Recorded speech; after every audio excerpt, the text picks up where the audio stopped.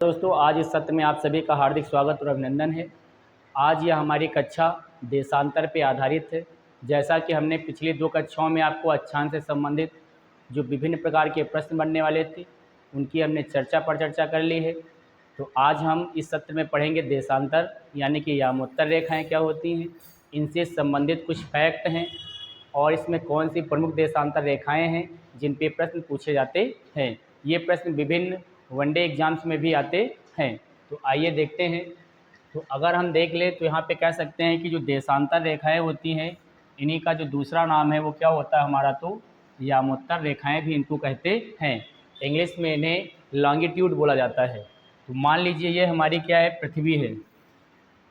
इस पृथ्वी पर ऊर्ध्वाधर जो रेखाएं होती हैं, ये जो रेखाएं हमारी ये क्या हो गई हमारी, तो देशांतर रेखाएं होती हैं। ये क्या होती, तो देशांतर रेखाएं होती हैं।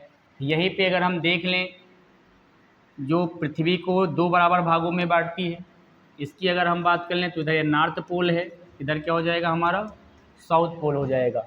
इस रेखा की अगर हम बात कर लें तो इसे हम क्या कहेंगे, 0 डिग्री देशांतर रेखा कहते हैं। 0 डिग्री देशांतर रेखा कहते हैं। ठीक इसी के पीछे 180 डिग्री देशांतर रेखा पाई जाती है। यहाँ पे अगर हम देख लेते हैं यहाँ तो क्या हो जाएगा कि देशांतर रेखाएं, अगर पहला पॉइंट देखें तो समझ सकते हैं, देशांतर रेखाएं ध्रुवों की तरफ, ध्रुवों की ओर, या देशांतर रेखाएं ध्रुवों की ओर इनके बीच की दूरी, इनके बीच की दूरी क्या होती है, कम होती है, कम होती है। यानी कि जब हम पोल की तरफ बढ़ेंगे तो जो ये हमारी रेखाएं ऊर्ध्वाधर, ये क्या होती है यहाँ पे, पृथ्वी चपटी, इसलिए यहाँ पे कैसी दिखती हैं, आपस में मिली हुई दिखाई देती हैं। यानी कि कहने का मतलब है कि विषुवत रेखा पे इनके बीच का गैप अधिक होता है जबकि ध्रुवों पर कम होता है। तो देशांतर रेखाएं ध्रुवों की ओर जो इनके बीच की दूरी क्या होती, कम होती है, जबकि विषुवत रेखा पर देखें हम, विषुवत रेखा पर क्या होती है, तो अधिक होती है। ये पहला प्रश्न आपसे पूछा जा सकता है कि यानी कि नॉर्थ पोल और साउथ पोल इनकी दूरी न्यूनतम होती है, जबकि देशांतर जो ये रेखाएं हैं ये विषुवत रेखा के आसपास अगर हम देखेंगे, यहाँ पर अगर हम देख लें 0 डिग्री अक्षांश रेखा पर, तो यहाँ पर क्या होता है, फैली हुई दिखाई देती हैं। अब इसी में जो अगला हमारा फैक्ट है वो क्या बन सकता है, अगला प्रश्न क्या पूछ सकता है कि जो देशांतर रेखाएं हैं हमारी, तो 2 देशांतर रेखाओं के बीच की दूरी को क्या कहते हैं, है ना, 2 देशांतर रेखाओं के, 2 देशांतर रेखाओं के बीच की दूरी क्या कहलाती है, तो गोर कहलाती है। क्या कहलाती है, तो गोर कहलाती है। यहाँ पे क्या हो जाएगा, तो गोर हो जाएगा। यानी कि 2 देशांतर रेखाओं के बीच की दूरी क्या कहलाएगी, तो गोर कहलाएगी। ये 2 फैक्ट हो गए। अगर यहीं पे हम कहें कि प्रत्येक देशांतर क्या होता है, तो प्रत्येक देशांतर एक अर्धवृत्त होता है। क्या होता है, अर्धवृत्त होता है। तो प्रत्येक देशांतर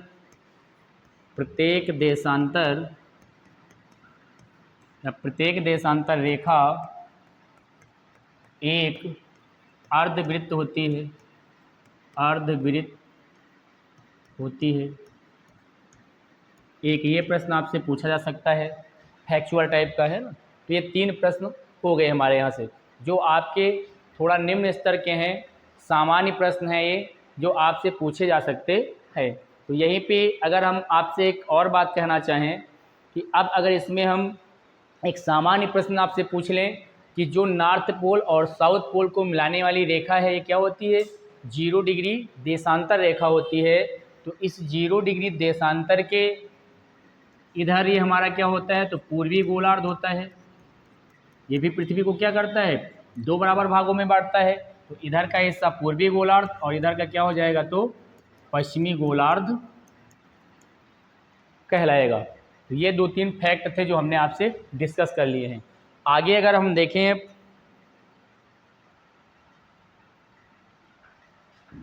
कि इस पृथ्वी पर हम देशांतर, प्रमुख देशांतरों की बात करें आपसे, तो यहाँ पे अगर हम देख लें हमारी अर्थ हो गई, इस अर्थ पर ये कौन सी रेखा है, तो ये 0 डिग्री, इसे क्या बोलेंगे हम, 0 डिग्री देशांतर, 0 डिग्री देशांतर रेखा कहा जाता है। तो अब इसी से संबंधित कुछ फैक्ट की हम बात करेंगे। तो पहले प्रमुख हमारे क्या हैं, देशांतर हैं। तो चाहे इसको हम बोल लें कि 0 डिग्री देशांतर रेखा कह लें, 0 डिग्री देशांतर रेखा इसको नाम दे लें। चाहे हम इसका दूसरा नाम अगर आपको बताएं या कहना चाहें तो इसे हम क्या कह सकते हैं, प्रधान यामोत्तर रेखा भी कह सकते हैं। क्या कह सकते हैं, तो इसको हम प्रधान यामोत्तर रेखा भी कह सकते हैं, प्रधान यामोत्तर रेखा भी कहते हैं, प्रधान यामोत्तर रेखा भी कह सकते हैं। यानी कि 0 डिग्री देशांतर को ही हम क्या कह सकते हैं, प्रधान यामोत्तर रेखा भी कह सकते हैं। इसी तरह से अगर इसका एक और नाम हम आपसे कहें तो आप यह कह सकते हैं कि इस रेखा को प्रधान मध्याह्न रेखा भी कहा जाता है। क्या कहते हैं इसी का दूसरा नाम, प्रधान मध्याह्न रेखा भी इसी का नाम होता है। यानी कि इतने सारे इसी 0 डिग्री देशांतर के क्या हैं, नाम हैं। अब अगर हम देखें कि 0 डिग्री देशांतर का निर्धारण कब किया गया, तो अगर यहाँ पर हम देख लें तो इंग्लैंड के ग्रीनविच वेधशाला में, है ना, इसका निर्धारण कहाँ से किया जाता है। ये अगर हम देखें तो जो इंग्लैंड है उसकी एक, इंग्लैंड के जो ग्रीनविच वेधशाला है वहाँ से रेखा क्या होती है, गुजरती है, इसलिए इसे हम ग्रीनविच रेखा भी कहते हैं। तो अगर यहाँ पे देख लें तो कह सकते हैं इंग्लैंड स्थित ग्रीनविच वेधशाला से होकर यह क्या करती है, तो गुजरती है, इसीलिए इसे हम क्या कहते हैं, इसीलिए इसे हम ग्रीनविच रेखा भी कहते हैं, ग्रीनविच रेखा भी कहते हैं, ग्रीनविच रेखा भी कहते हैं। तो ये हमारा इम्पॉर्टेंट फैक्ट है। यानी कि 0 डिग्री देशांतर रेखा, चाहे प्रधान यामोत्तर रेखा, चाहे प्रधान मध्याह्न रेखा कह लो, चाहे इसे क्या कह सकते हैं, ग्रीनविच रेखा, इसके विभिन्न नाम होते हैं। तो अब ये तो आपने देख लिया कि ग्रीनविच से होकर गुजरती है तो इसे ग्रीनविच रेखा कहते हैं। जो ग्रीनविच रेखा है इसी के सापेक्ष हमारे क्या है, समय का निर्धारण किया जाता है, इसलिए इसे हम मानक समय रेखा भी बोल देते हैं। क्या बोल देते हैं, तो मानक समय रेखा भी बोल देते हैं, मानक समय रेखा भी बोलते हैं। यानी कि पृथ्वी पर जो टाइम जोन है, जो समय का निर्धारण किया जाता है वो इसी ग्रीनविच रेखा के सापेक्ष किया जाता है, इसलिए इसे क्या बोलते हैं, तो मानक समय रेखा भी कहा जाता है। तो ये हमारा क्या बन जाएगा, मानक समय रेखा हो जाएगा। इसी तरह से अब अगर यहाँ पे हम देखें तो आपसे कह सकते हैं कि हमारी जो मानक समय रेखा है भारत की 82 डिग्री, यानी कि 82 सही 1/2 डिग्री, इस ग्रीनविच रेखा से 5 घंटा 30 मिनट क्या है, आगे है। तो आगे अभी हम जब पढ़ेंगे अपनी भारत की मानक रेखा तो वहाँ पे इसकी चर्चा करेंगे। तो ये आशा करते हैं आपको समझ आ गया होगा। अब इस पे आपको एक बात समझना है, यहाँ पे कुछ फैक्ट और होते हैं जो आपसे इससे संबंधित है, देशांतर रेखा से क्या है, संबंधित हैं। तो अगर यहाँ पर हम कहें आपसे कि देशांतर रेखा से और कौन कौन से फैक्ट हैं जो संबंधित हैं, एक तो हमारा क्या हो जाएगा, कर्क रेखा से संबंधित है, दूसरा हमारा मकर रेखा से संबंधित है, मकर रेखा से संबंधित है, अगला हमारा आर्कटिक वृत्त से संबंधित है, आर्कटिक वृत्त से संबंधित है। और अगर हम लिखना चाहें तो आगे हम इसकी एक बात कर लेते हैं, पहले एक फैक्ट की। अब प्रश्न यहाँ पे क्या बनेगा, यानी कि 0 डिग्री देशांतर रेखा है ना, 0 डिग्री देशांतर रेखा भूमध्य रेखा को कहाँ पर प्रच्छेद करती है ना, ये प्रश्न आपसे पूछा जा सकता है। तो यहीं पे अगर हम लिखना चाहें तो यहीं पे लिख सकते हैं क्या, भूमध्य रेखा, भूमध्य रेखा। इधर आप लिख सकते हैं प्रतिच्छेद स्थल, प्रतिच्छेद स्थल। तो सबके सामने हमने लिखते चले जाएंगे तो आपको याद करने में क्या होगी, आसानी होगी। तो यहाँ पे अगर हम देखें कि भूमध्य रेखा को 0 डिग्री देशांतर कहाँ पे प्रच्छेद करता है, तो भूमध्य रेखा को 0 डिग्री देशांतर गिनी की खाड़ी में प्रच्छेद करती है। कहाँ पे, तो गिनी की खाड़ी हो जाएगा, गिनी की खाड़ी में प्रच्छेद करती है। यानी कि 0 डिग्री देशांतर रेखा और 0 डिग्री भूमध्य रेखा जो हमारी है, अक्षांश है, ये दोनों एक दूसरे को कहाँ पे काटती हैं, गिनी की खाड़ी में काटती हैं। अगर यहीं पे दूसरा हम देख लें कि कर्क रेखा को कहाँ पे काटती हैं, तो इसको अल्जीरिया में काटती हैं। कहाँ पे, अल्जीरिया में प्रच्छेदित करती है एक दूसरे को, अल्जीरिया में प्रच्छेदित करती हैं। यानी कि 0 डिग्री देशांतर रेखा और कर्क रेखा एक दूसरे को अल्जीरिया में प्रच्छेदित करती है। मकर रेखा को अगर हम देख लें तो अटलांटिक महासागर में, मकर रेखा को कहाँ पे प्रच्छेद करती है, तो अटलांटिक महासागर में, अटलांटिक महासागर में प्रच्छेद करती है, प्रच्छेद करती है। इसी तरह से आर्कटिक वृत्त की अगर हम बात कर लें तो नॉर्वेजियन सागर जो हमारा है, नॉर्वेजियन सागर में प्रच्छेद करती है।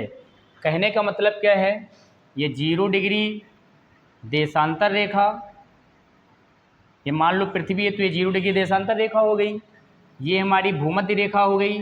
तो इनका जो ये मिलान बिंदु है ये कहाँ पे है, तो हमारा गिनी की खाड़ी में है। इसी तरह से 23 सही 1/2 कर्क रेखा है, ये एक दूसरे को कहाँ पे काटती हैं, तो अल्जीरिया में काटती हैं।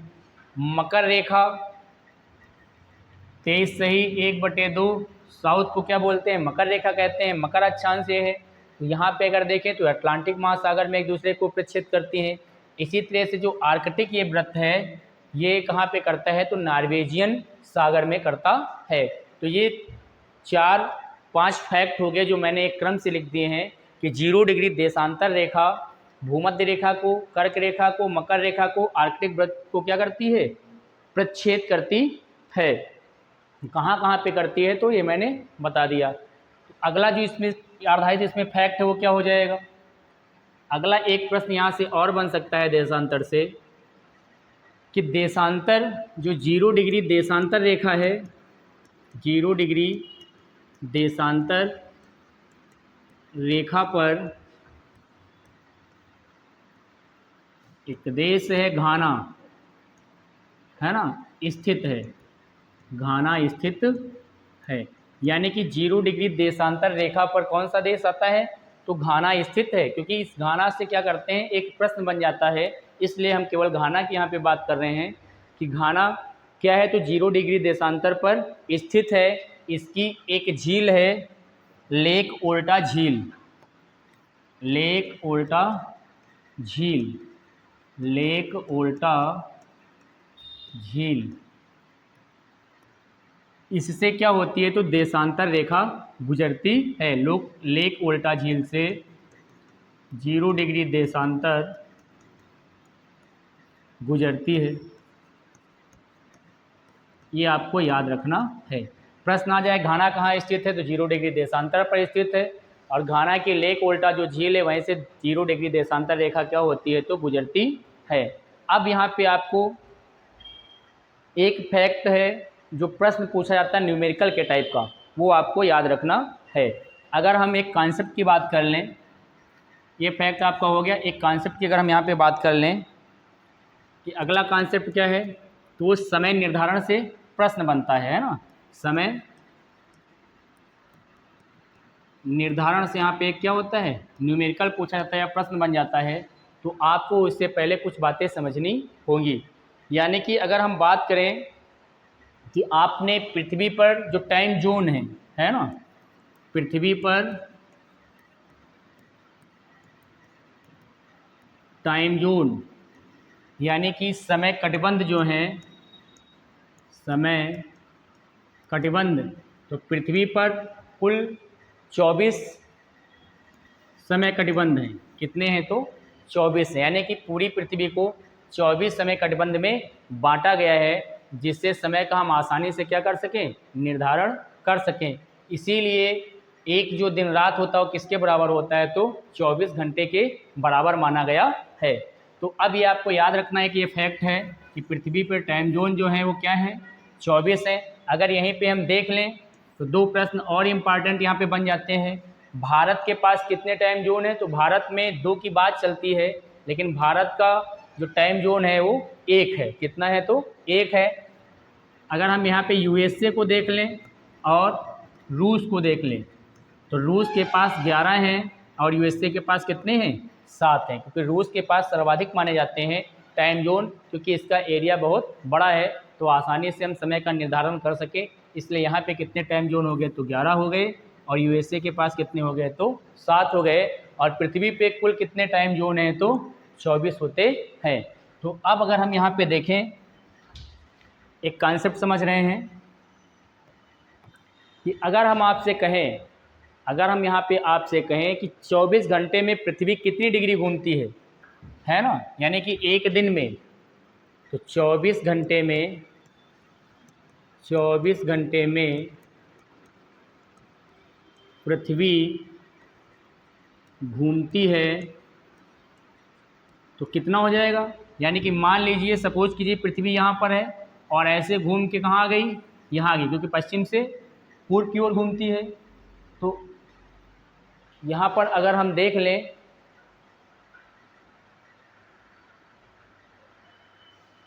यहाँ पे अगर हम देखें तो ये क्या हो जाएगा, 7 इधर हो गए थे, तो ये पश्चिम से किधर की ओर घूम रही है, पूर्व की ओर घूम रही।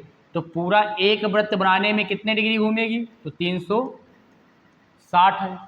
यानी कि 24 घंटे में पृथ्वी घूमेगी कितना, 360 डिग्री हो जाएगा।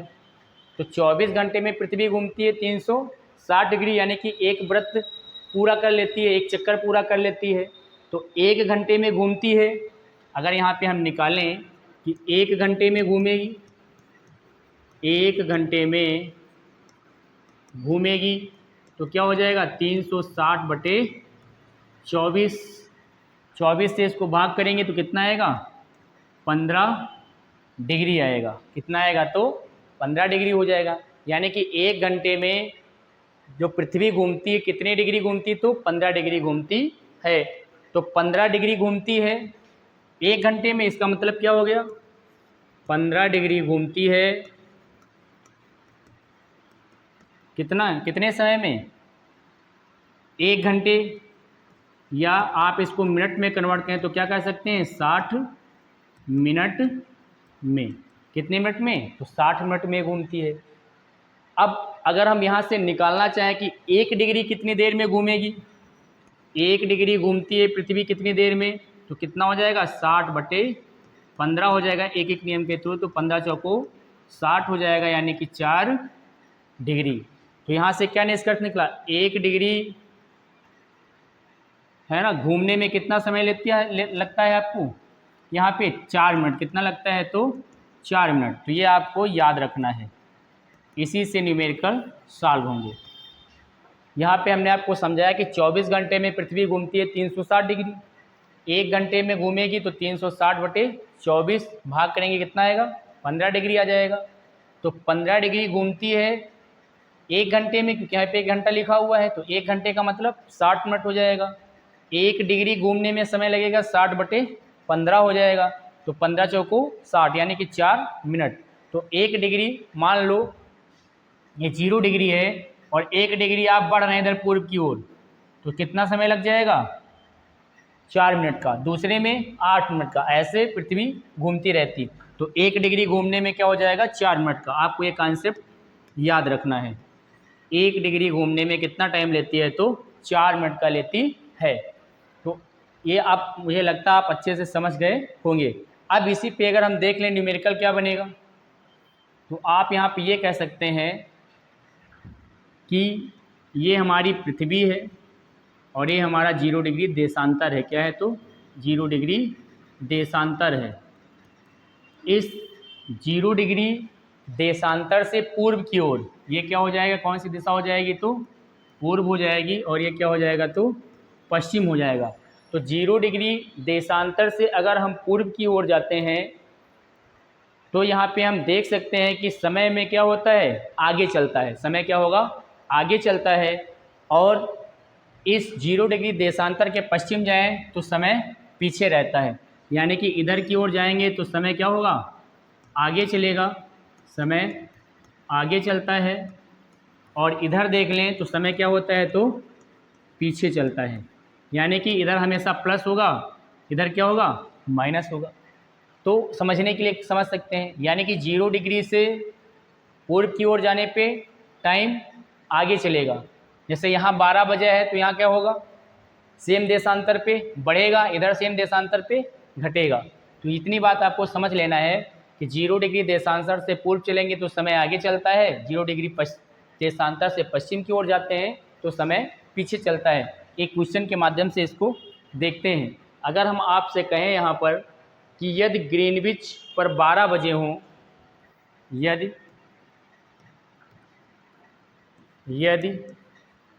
ग्रीनविच रेखा पर 12 बजे हों तो 15 डिग्री ईस्ट और 15 डिग्री वेस्ट पर क्या बजा होगा, ये मान लो प्रश्न है। तो अब यहाँ पर हम देख सकते हैं वही कॉन्सेप्ट जो आपने भी थोड़ी देर पहले पढ़ा था कि 1 डिग्री घूमने पे कितना मिनट का समय लगता है, 4 मिनट का समय लगता है। 12 कहाँ पे बज रहा है, इस जगह पे कितना बजा है, तो 12 बजा हुआ है। अब हमसे पूछा है कि 15 डिग्री, तो मान लो ये 15 डिग्री देशांतर है, किधर की ओर, ईस्ट की ओर, तो ये 15 डिग्री ईस्ट की ओर हो गया। इसी तरह से पश्चिम में देख लें तो ये क्या हो जाएगा, 15 डिग्री वेस्ट हो जाएगा। क्या हो जाएगा, तो 15 डिग्री वेस्ट हो जाएगा। तो यहाँ पे अगर हम कहें कि यदि ग्रीनविच है ना, जीएमटी पे कितना है, 12 बजा है, तो 15 डिग्री ईस्ट देशांतर पर क्या होगा, तो ये हो जाएगा 15 गुणे 4 बराबर कितना हो जाएगा, 60 मिनट। यानी कि 1 घंटा। क्या होगा, 1 घंटा हो जाएगा। तो जब यहाँ पे 12 बजा है तो यहाँ पे कितना बज जाएगा, 1 घंटे का मतलब हो गया यहाँ पे 1 बज रहा होगा। कितना बज रहा होगा, 1 बजा होगा। इसी तरह से 15 डिग्री पश्चिम पे अगर हम बात कर लें, 15 डिग्री वेस्ट पे अगर हम बात कर लें तो यहाँ पे क्या हो जाएगा, यहाँ भी ये स्थिति बनेगी 60 मिनट। लेकिन ये 60 मिनट क्या होगा, तो पीछे रहेगा, क्योंकि अभी थोड़ी देर पहले हमने आपको ये बताया था कि देशांतर 0 डिग्री देशांतर के पूर्व में समय आगे चलता है और पश्चिम में समय पीछे चलता है। इसलिए यहाँ पे कितना हो जाएगा, तो यहाँ पे 1 बजेगा और यहाँ पे कितना बजेगा, तो 11 बजेगा। कितना बजेगा, 11 बजेगा। यहाँ पे कितना बजेगा, तो 1 बज जाएगा। तो अब आशा करते हैं आपको ये समझ आ गया होगा। आपको बस ये याद रखना है कि 24 घंटे में पृथ्वी घूमती है 360 डिग्री, 1 घंटे में घूमेगी 360 बटे 24 तो 15 डिग्री, 15 डिग्री घूमती है 1 घंटे यानी कि 60 मिनट में, तो 1 डिग्री घूमेगी 4 मिनट में। यहाँ पे आगे हम देखेंगे। तो अब क्या समझना है इसके बाद आपको, 0 डिग्री देशांतर से पूर्व की ओर जाने पे समय में क्या होती है, वृद्धि होती है, आगे चलता है समय हमारा। और 0 डिग्री देशांतर से पश्चिम की ओर जाएंगे तो समय पीछे चलता है। तो जैसे यहाँ पे प्रश्न आया था आपके लिए कि 0 डिग्री पे 12 बज रखा है, तो 15 डिग्री ईस्ट पे क्या होगा, तो 1 डिग्री पे 4 मिनट लगते हैं, तो 15 डिग्री पे 60 मिनट। तो 60 मिनट का मतलब 1 घंटा आगे हो जाएगा टाइम, क्योंकि पूर्व में आगे होता है तो यहाँ 1 बज जाएगा, जबकि यहाँ कितना बज जाएगा तो 11 बज जाएगा। तो ये हमारे क्या हो गए, जो इम्पॉर्टेंट बातें थी देशांतर 0 डिग्री देशांतर से संबंधित, वो हमने आपसे कर ली हैं। अब आगे जो हमें पढ़ना है वो है अंतर्राष्ट्रीय तिथि रेखा। दूसरी जो हमारी इम्पॉर्टेंट देशांतर होती है वो क्या होती है, तो अंतर्राष्ट्रीय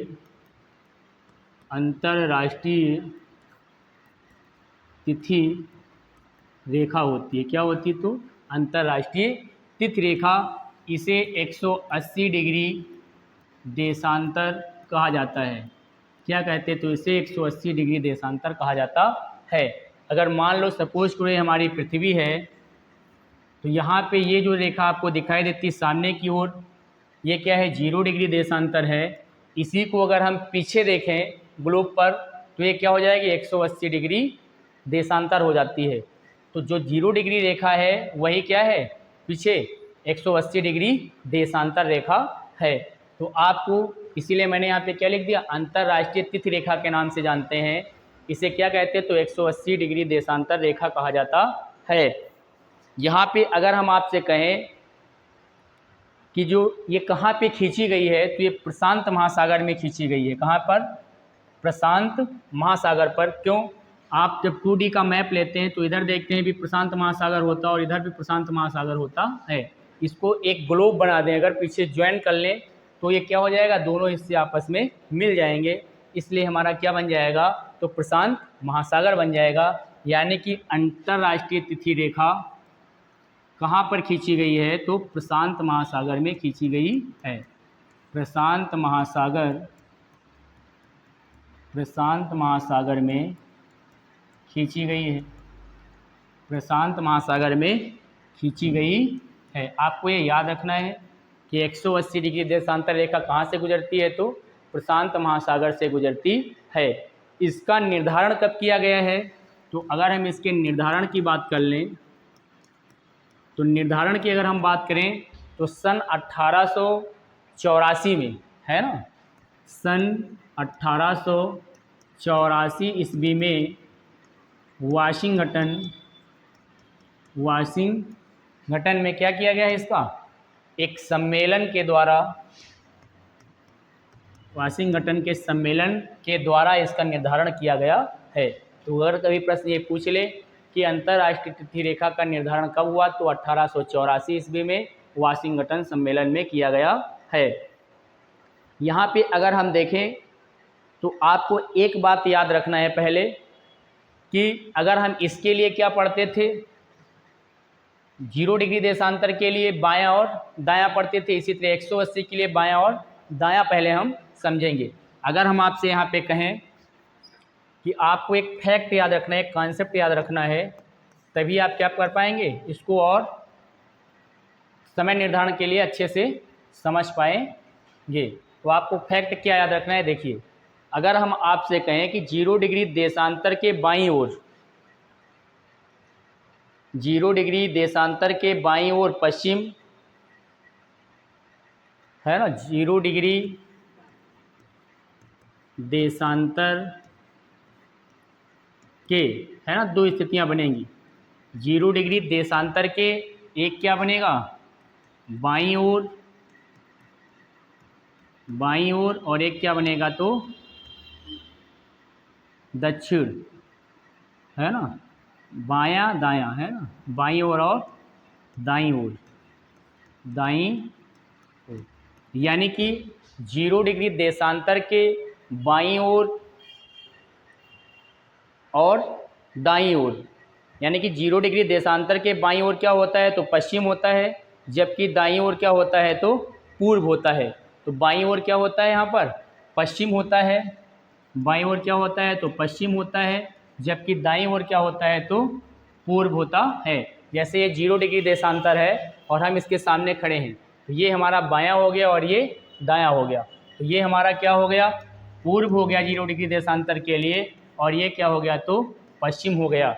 जबकि 180 डिग्री रेखा के लिए क्या होता है, उल्टा माना जाता है। तो आपको यहाँ पे याद रखना है कि 180 डिग्री देशांतर की अगर हम बात करेंगे 180 डिग्री देशांतर की अगर हम बात कर लेंगे तो 180 डिग्री देशांतर पे बाईं ओर क्या हो जाएगा, इसके बाईं ओर हो जाएगा पूर्व और दाईं ओर क्या हो जाएगा, पश्चिम हो जाएगा। दाईं ओर क्या हो जाएगा, तो पश्चिम हो जाएगा। आपको ये याद रखना है। अगर हम वाक्य में इसको कहना चाहें तो आप यह कह सकते हैं कि 0 डिग्री देशांतर के बाईं ओर पश्चिम, जबकि दाईं ओर क्या होता है, तो पूर्व होता है। इसी तरह से 180 डिग्री देशांतर के बाईं ओर पूर्वी देशांतर तथा दाईं ओर क्या होता है, तो पश्चिम देशांतर माने जाते हैं। आपको ये समझना जरूरी है। ये समझ लेंगे तभी आगे इसका निर्धारण कर पाएंगे। तो ये जब हम सामने हैं तो यहाँ तो एकदम साफ दिख रहा है आपको, है ना, ये बाईं ओर पश्चिम, पूर्व की ओर, है ना, इधर दाईं ओर क्या हो जाएगा, पूर्व हो जाएगा। तो ये वाली बात हमने आपको बता दी। लेकिन पीछे से जब देखेंगे 180 डिग्री को देख रहे होंगे तो इसमें बाईं जो होता है वो पूर्व की ओर दिखता है, पूर्वी देशांतर की ओर दिखता है, जबकि जो इसका दायां हिस्सा होता है किधर की ओर जाता है, पश्चिमी देशांतर की ओर जाता है, पश्चिम सिरा दिखाई देता है। तो ये आपको यहाँ पे याद रखना है। अब इसी कॉन्सेप्ट को जब हम समझ लिए हैं तो अब हम इस पर क्या करेंगे, आपको एक प्रश्न यहाँ से आ सकता है कि अगर हम 180 देशांतर से पूर्व की ओर जाते हैं, है ना, क्या याद रखना है, अगर 180 डिग्री देशांतर से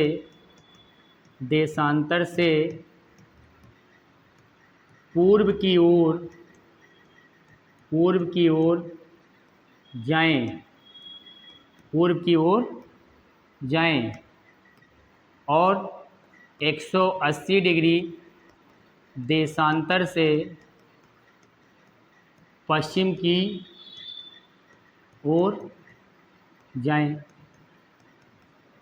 तो जब 180 देशांतर से पूर्व की ओर जाएंगे तो एक दिन क्या होगा, घटाना पड़ेगा। क्या करना पड़ेगा आपको, एक दिन घटाना पड़ेगा। और अगर हम 180 डिग्री देशांतर से पश्चिम की ओर जाते हैं तो एक दिन जोड़ना पड़ेगा, एक दिन जोड़ना पड़ेगा। जबकि 0 डिग्री में क्या करते थे, पूर्व की ओर जाते थे तो समय आगे रहता था, पश्चिम की ओर जाते थे तो समय पीछे रहता था। जबकि 180 डिग्री देशांतर में क्या है, पूर्व की ओर जाएंगे तो एक दिन घटाना पड़ेगा आपको यहाँ पर, और 180 डिग्री देशांतर से पश्चिम की ओर जाएंगे तो एक दिन जोड़ना पड़ेगा। तो ये आपको फैक्ट यहाँ से याद रखने हैं। तो ये मैंने बात कर ली किसकी, तो ये हमारा हो गया अंतर्राष्ट्रीय तिथि रेखा के बारे में।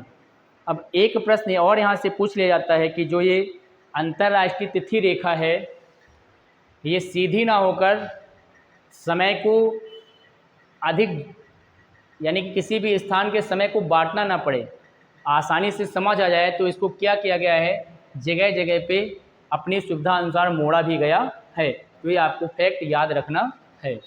अब यहीं पे अगर हम बात कर लें भारत के लिए, है ना, किसकी बात कर लें, भारत के लिए बात कर लेते हैं।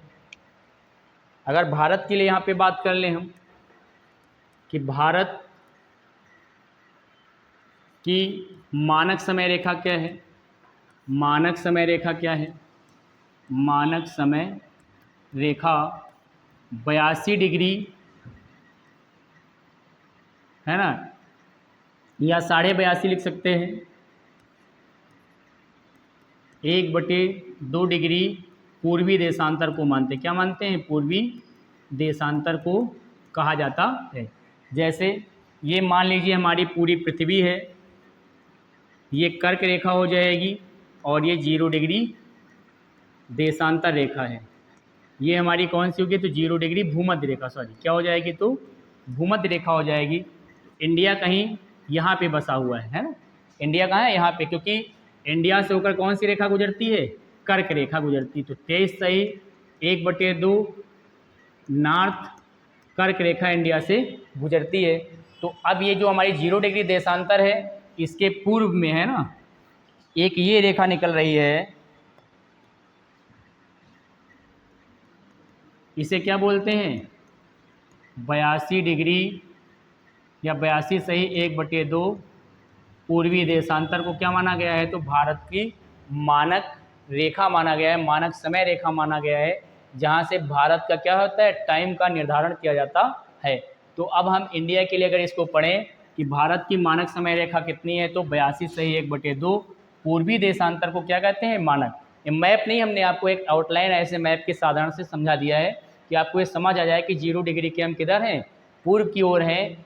तो पूर्व में कौन सी रेखा है, तो 82.5 डिग्री पूर्वी देशांतर को भारत की मानक रेखा कहा जाता है, मानक समय रेखा माना जाता है। तो यहाँ पे अगर हम आपसे कहें कि सबसे पहला जो प्रश्न बनेगा, ये किन राज्यों से होकर गुजरती है, किन राज्यों से होकर जाती है, किन राज्यों से होकर जाती है, तो इनका जो क्रम है वो नॉर्थ से किधर की ओर है, साउथ की ओर, नॉर्थ से साउथ की ओर, यानी कि उत्तर से दक्षिण की ओर इनका क्रम हम पढ़ेंगे।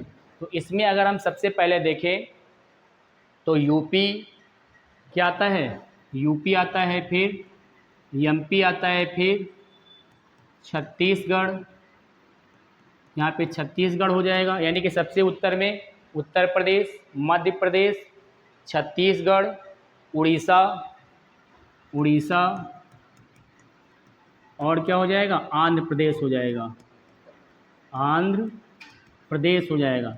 यानी कि यह रेखा कितने राज्यों से होकर गुजरती है, तो 5 राज्यों से होकर गुजरती है। यानी कि भारत की मानक समय रेखा 82.5 डिग्री पूर्वी देशांतर ये भारत के 5 राज्यों से होकर गुजरती है, उत्तर प्रदेश, मध्य प्रदेश, छत्तीसगढ़, उड़ीसा और आंध्र प्रदेश से गुजरती है। तो ये आपको कॉन्सेप्ट याद रखना है। ये तो पहला प्रश्न यहाँ से हमारा हो गया। अब अगर हम यहीं पे बात कर लें कि ये उत्तर प्रदेश के किस स्थान से गुजरती है, तो यूपी के मिर्ज़ापुर, है ना, कुछ किताबों में लिख के आएगा या प्रश्न में आ सकता है, इलाहाबाद के नैनी से, इलाहाबाद के नैनी से गुजरती है। कहाँ से होकर जाती है, तो या तो मिर्ज़ापुर ऑप्शन में दिया होगा या फिर इलाहाबाद के नैनी से होकर ये जाती है। तो ये आपको भी याद रखना है। एक प्रश्न यहाँ पे और पूछ लिया जाता है आपसे कि जो मानक समय रेखा है और कर्क रेखा, यानी कि ये 82 डिग्री और 23/1/2 नॉर्थ अक्षांश, ये एक दूसरे को कहाँ पे काटते हैं, तो ये छत्तीसगढ़ में काटती हैं। कहाँ पे काटती हैं, छत्तीसगढ़ में। यानी कि कर्क रेखा व 82.5 डिग्री देशांतर एक दूसरे को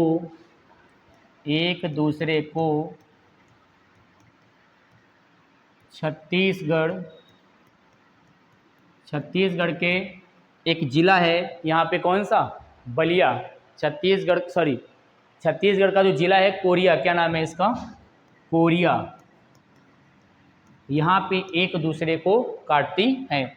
कर्क रेखा व 82.5 डिग्री देशांतर एक दूसरे को छत्तीसगढ़ में क्या करती हैं, इंसेक्ट करती हैं, एक दूसरे को काटती हैं। तो ये भी फैक्ट हमारा है जो आपसे पूछा जा सकता है। यहीं पे अगर हम और आपसे बात कर लें कि अब जो यहाँ से प्रश्न थे जितने इम्पॉर्टेंट, वो सारे मैंने आपको बता दिए हैं। आपने क्या पढ़ लिया, अक्षांश देशांतर का परिचय पढ़ लिया, इम्पॉर्टेंट अक्षांश रेखाएं पढ़ ली, इसके साथ ही आपने देशांतर पढ़ लिए। देशांतर में जहाँ जहाँ से भी प्रश्न बनने वाले थे वो मैंने आपसे बातें कर ली। तो अब आपको यहाँ पे 1-2 बार इसका क्या करेंगे, रिवीजन करेंगे, तो आपको और बेहतर समझ आएगा। तो आज इतना ही रखते हैं। धन्यवाद। जय हिंद, जय भारत।